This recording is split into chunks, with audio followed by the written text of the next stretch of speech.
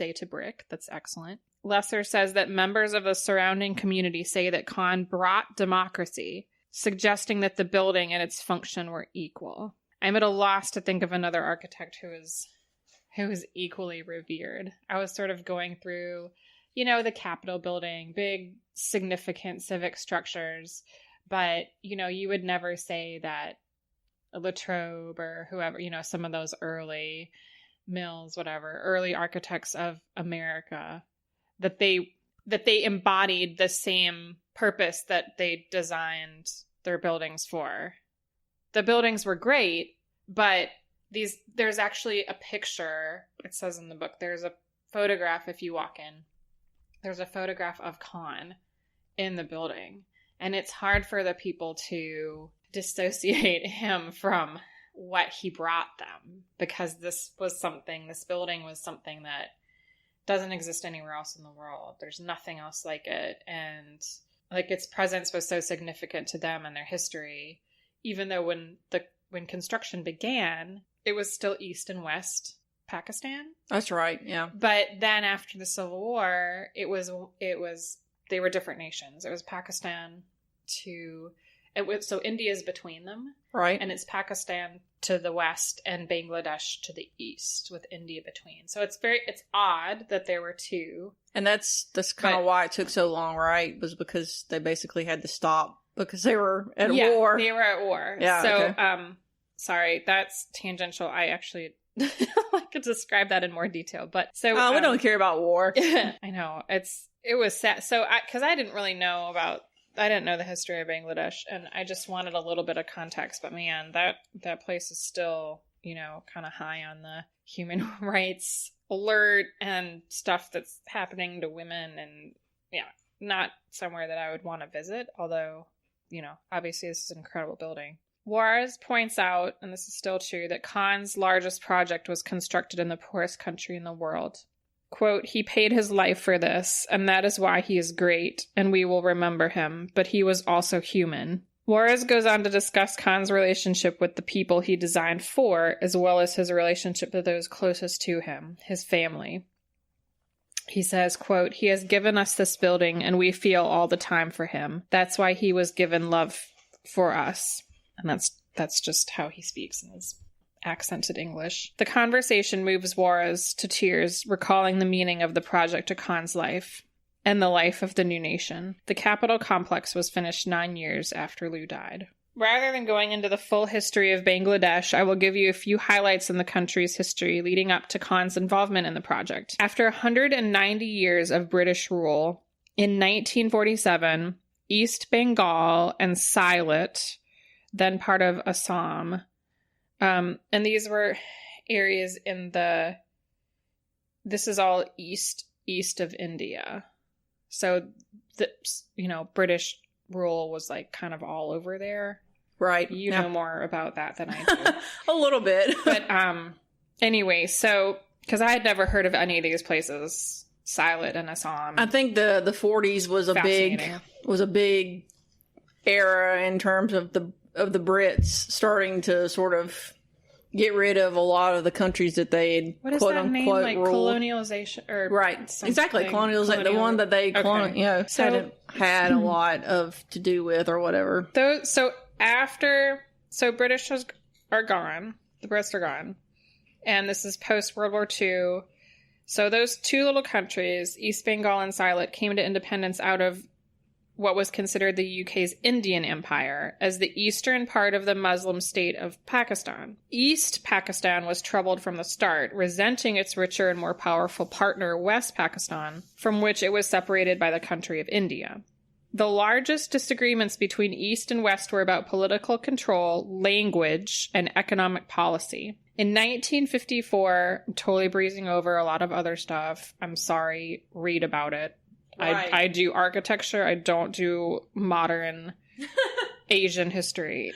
In 1954, Bengali was accepted as the joint official language, but a unifying language was hardly the solution to the unrest and frustration plaguing the divided country. At the time of the project's inception in 1962, so I read that they knew, so the little nut of an idea was planted for a capital in East Pakistan in 1959. So it was in 1962 that that it was really, how in government, especially this kind of government, like it takes a while. So 62, it's still East and West. I have to interrupt to say that I love the way that you say Pakistan. I like Pakistan. I don't know if that's what you're supposed to say. I just like I don't like saying Pakistan. Pakistan, that's exactly how I say it. I think, and I don't know what nationalities say Pakistan, but I like it. So I'll weave that in and out. And I'm not trying to sound pretentious. I just like saying it. I love it. It's a whole hell of a lot better than Pakistan. So, and I don't know what level, if this is a military label. I don't know what the right word is. Field Marshal. Right, yeah. Okay. Field Marshal? Field Marshal Ayub Khan asked Lou if he would be interested in designing the new National Assembly building in East Pakistan. Khan was not the first choice, and the two other possibilities for an architect were textbook famous modernists, Le Corbusier and Alvar Aalto. Bengali architect Mazharul Islam, senior architect for the government of East Pakistan, had met Khan at Yale, and Khan quickly and wisely accepted the commission. Khan visited the unremarkable, flat, farmed, 1,000-acre site in January of 1963. Construction of the National Assembly building was the first priority and had an extensive program, including a 300-seat assembly chamber. They started at 200, but it was increased by 100 after Khan visited. A prayer hall, a mosque, a dining hall, offices, and a large lawn for ceremonial gatherings. Khan was also asked to devise a master plan for the remaining 800 acres. So this is a sizable chunk of land in the middle of the city. Although encouraged to partner with a British architectural firm familiar with the site, Khan insisted on conducting the project alone. Back on the history front, elections were held in 1970. This is still when it was East and West. And the winner of the electoral majority, whose platform demanded greater autonomy for East Pakistan, was prevented by the authorities from becoming prime minister of the combined state. Not only was he not allowed to assume power, but he was arrested, and the Pakistani army took control after they discovered his party had been making plans for a new constitution for an independent state.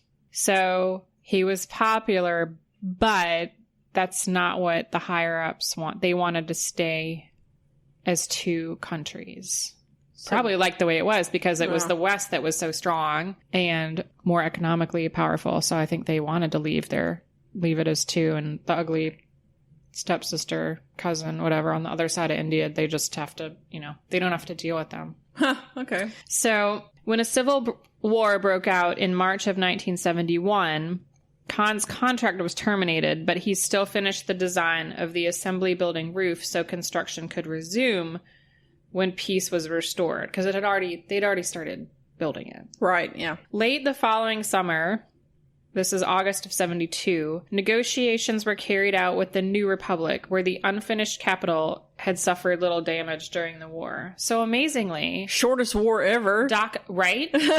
Also, Dhaka, which I'm not sure that if that's what it was called at the time, I thought it was interesting that it wasn't terribly damaged. So I'm not sure where they would have bombed, or I don't know a lot about that war, but they were lucky that that city escaped damage. Khan's last trip to Dhaka was in January of 1974, when the roof was finally under construction. Although there were more buildings in the large complex to manage construction on, he decided not to establish a field office because of the cost. The local public works department would have to oversee execution of his designs. Another firm stepped in, some of Khan's associates, to do construction administration, and the work was largely complete in 1983. So nearly a decade after he passed. Yeah. No, he was there in January of 74, and it was a few months later that he was found dead. March. Right, but then it wasn't finished. Oh, yes. Yeah. I see what you're saying. Yeah. Correct. 9 years later. Correct. At the National Assembly building, the climate of Bangladesh factored heavily in the design.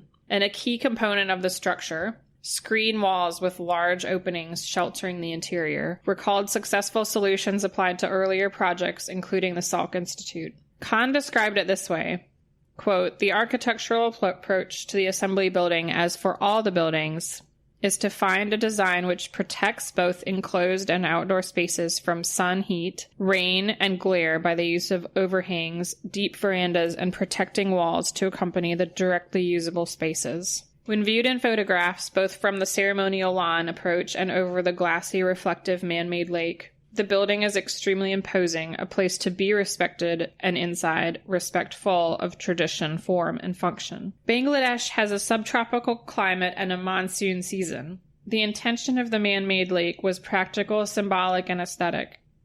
It controlled periodic flooding, stood for a beginning of urban life in the new nation, and made for a beautiful reflecting pool to capture the clever geometry of the assembly building. There may be influences, but there is no precedent, and no other building like it exists in the world." I love the way Wendy Lesser puts it in her book.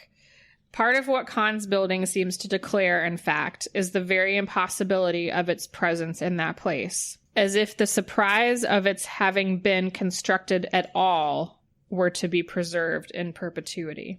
I find that there are frequent concerns or complaints about the lack of sensitivity of modern architecture. Its intention is to make a statement rather than respect context. I guess it doesn't always play well with others. It is true that the Dhaka complex is fortress-like and perhaps sterile at first glance. The appreciation comes from peeling away the layers of design complexity to the core of its meaning. I found a thoughtful passage by author Eduardo Sousa in archdaily.com that I often find very cool things in that really resonated with me about the topic of cold modernism.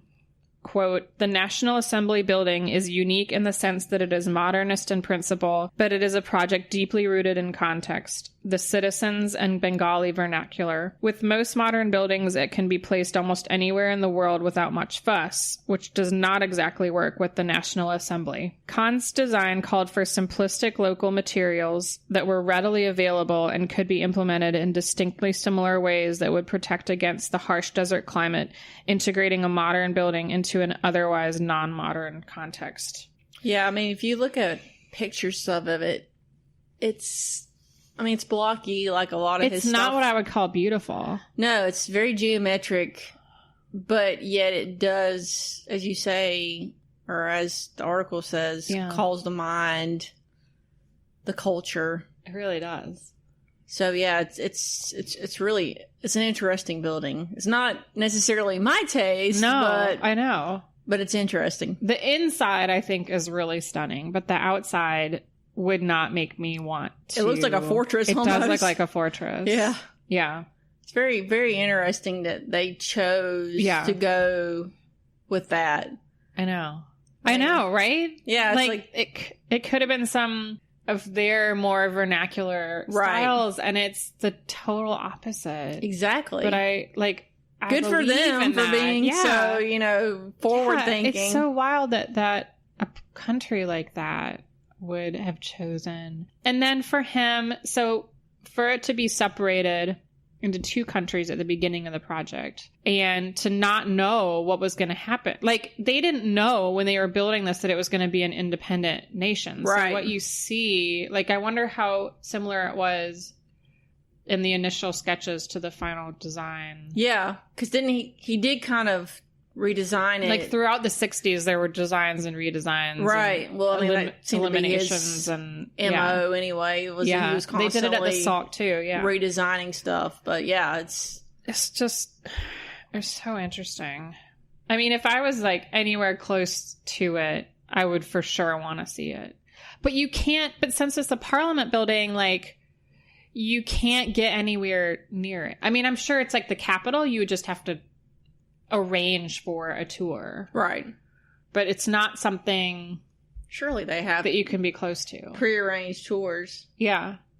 When you look at a present-day Google Earth image of the complex, there is a significant amount of green space around the buildings, as well as the lake. So we keep talking about the assembly building because that's sort of what you see most of in the photographs, but there are other buildings that are part of the complex around the man-made lake and on the site itself. But we wanted to focus on the assembly building, but just be aware that it's not that building in space, that there's other parts to it.